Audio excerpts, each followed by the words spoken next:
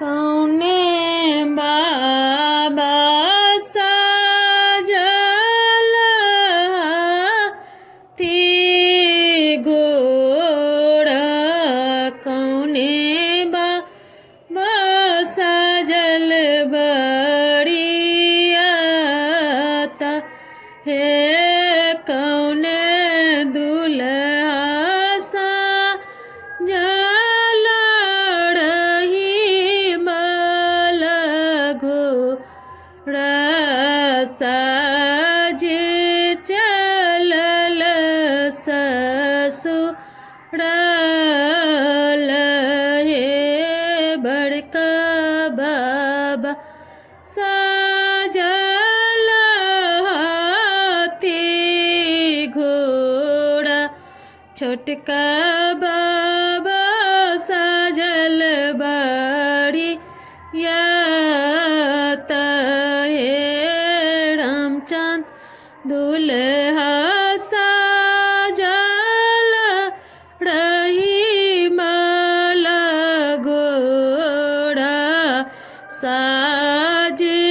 चलल ससुरल हे रामचंद दुल्हा साजल रही मल गोड़ा साज चलल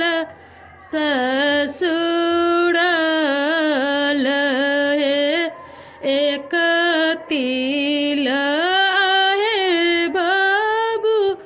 घोड़ा बिलम बियाऊ अम्मा जी से लियऊ ने आशीष हे जुड़ही जय बेटा जुड़ही जय आई